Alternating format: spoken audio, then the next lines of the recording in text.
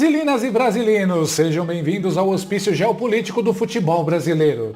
Se você achava que a maior treta de 2026 seria a inteligência artificial dominando o mundo ou Elon Musk colonizando Marte, você errou feio, errante das redes sociais. O apocalipse da vez foi causado por ele, o menino Ney, ou melhor, o adulto Ney. Eu vacilei, mas eu te amo, te amo, te amo. Carlo Ancelotti, sim, aquele tiozão italiano que tem mais Champions League do que você tem de neurônios, foi lá e confirmou o Neymar na lista para a Copa do Mundo. Neymar Júnior Santos. Pronto, foi o suficiente para abrir os portões do submundo do jornalismo esportivo brasileiro. Eu diria para você o seguinte: Neymar é como os Bolsonaro, faz tudo errado, mas está sempre no meio da notícia, está sempre causando. É exatamente isso que eu penso. Uma briga pública que faz qualquer debate presidencial parecer uma reunião de condomínio da Barra da Tijuca. E quem resolveu puxar o gatilho da metralhadora da verdade? Thiago Leifert, o ex-chefe do Big Brother, o homem do entretenimento, o sujeito que conseguiu fazer a bancada inteira dos especialistas da velha mídia engolir os sapatênis com farofa. O Thiago vinha há meses fazendo campanha aberta nas lives dele no YouTube. O homem vai pra Copa, seus secadores de plantão. Mas a bancada dos especialistas em porra nenhuma jurava de pé junto que o Neymar não ia chegar em forma, que o joelho dele estava segurado por fita crepe e chiclete.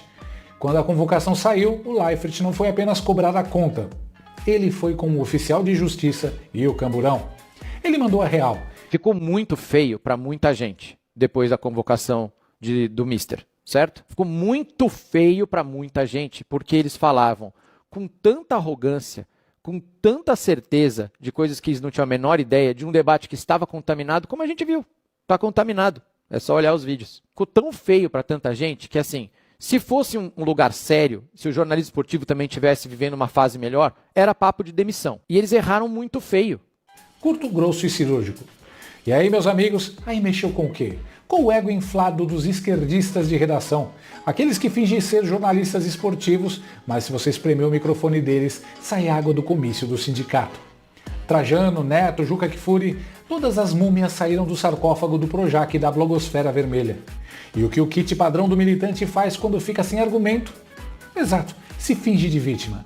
Os caras que passam o dia defendendo a censura do bem e aplaudindo Alexandre de Moraes decidiram, do nada, virar os defensores da liberdade de expressão. É poético. O Trajano, com toda aquela simpatia de um freezer duplex quebrado, chamou o Thiago de sapatênis arrogante. Ai, sapatênis arrogante, o arauto do entretenimento esportivo, disse o Trajano, citando outro dinossauro, o Menon da revista Fórum. Ai, que fofos, eles se citam entre si para parecer que tem relevância. O cara ficou revoltadinho porque o Thiago usou as palavras bosta e merda. Nossa, que vocabulário chulo para o ambiente puro e angelical do futebol, não é mesmo? O Trajano chamou o Thiago de censor que não sabe conviver com quem pensa diferente.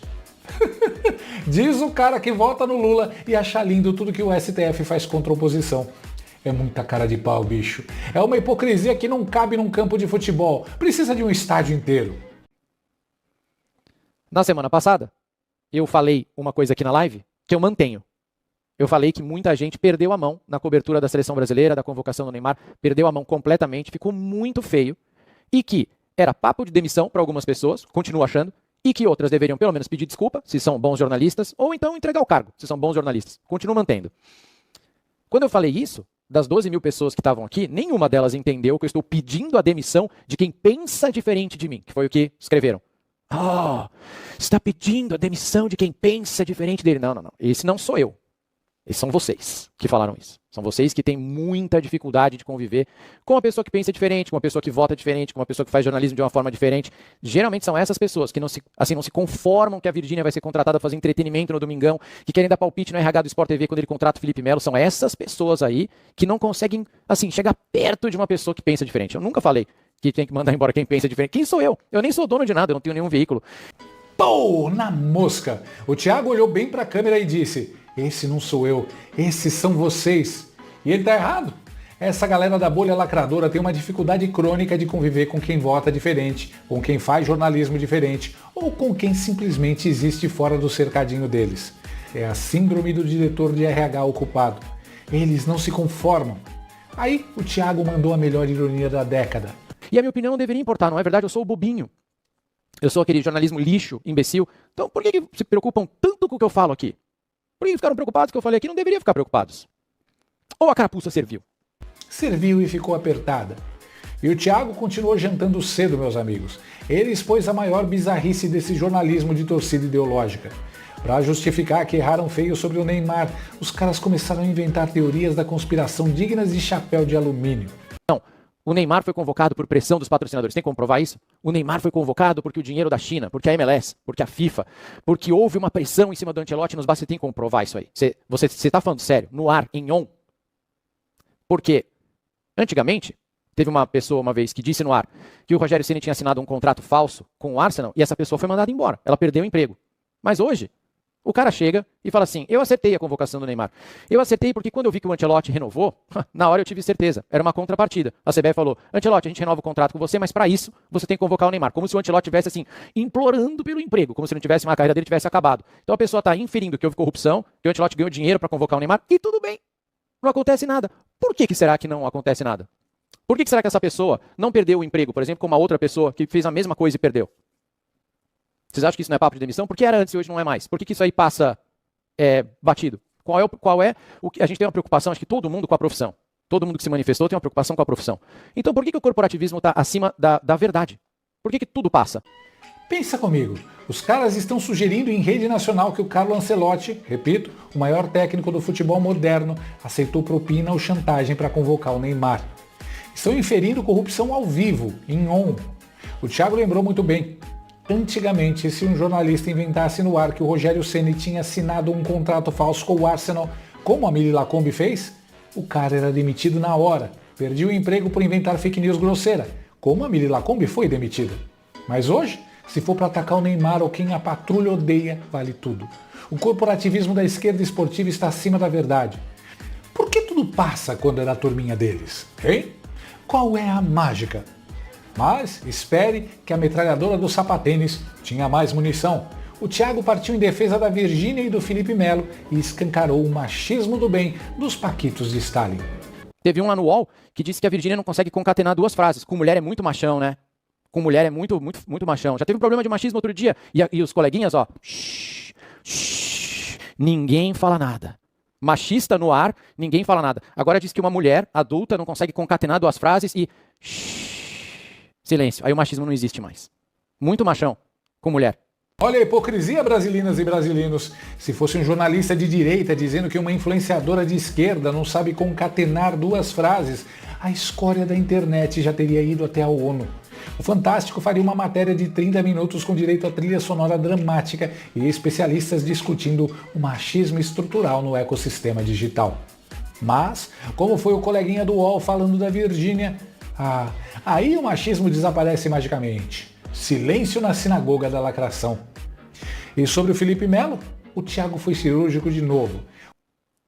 E o amigo dele, que senta do lado dele, quando o Felipe Melo foi ser contratado pelo Sport TV, falou: nossa profissão está sendo invadida por ex-jogadores. Meu Deus, tem um ex-jogador sentado do lado dele, amigo dele, tomam cerveja juntos. Tem um ex-jogador do lado, ele não fala absolutamente nada. A Globo tem Alex, vai citando aí, Caio Ribeiro, Roger, mas tem uma porrada de ex-jogador comentando e trabalhando, um monte. Cada hora um novo é contratado. Mas ele implicou isso aí só com o Felipe Melo. Por que foi só com o Felipe Melo? Por que só o Felipe Melo está ameaçando a profissão? Eu falo para vocês, porque ele é evangélico e é de direita. E esses caras são tão fanáticos, mas tão fanáticos, que eles não conseguem conviver com uma pessoa como o Felipe Melo, que pensa diferente deles, que tem uma religião diferente da deles, que vota num candidato diferente do deles, só isso. Eu consigo conviver. Vocês conseguem, chat? Esses caras são tão fanáticos, mas tão doentes pela ideologia, que eles não conseguem tolerar um jogador que ora antes da partida e não vota no candidato que a redação mandou. Chega ao cúmulo que esses caras aí, quando eles foram fazer o programa deles no UOL, que chamava alguma coisa vermelho, sei lá o quê, no teaser do programa deles, eles gravaram um teaserzinho, os dois juntos lá. Os caras falavam de mim, pô. Falavam meu nome no teaser do UOL. O que eu tenho com isso, cara? Por que toda oportunidade que eles têm, eles vêm atacar meu trabalho? Todas as vezes. E aí quando eu exponho a mentira deles, aí se joga no chão e pênalti. Tá pedindo de quem pensa diferente. Não estou pedindo de quem pensa diferente. Eu peço punição. Eu peço que as pessoas tenham que pedir desculpa de quem mente. Meu problema é com quem mente. Mentirosos.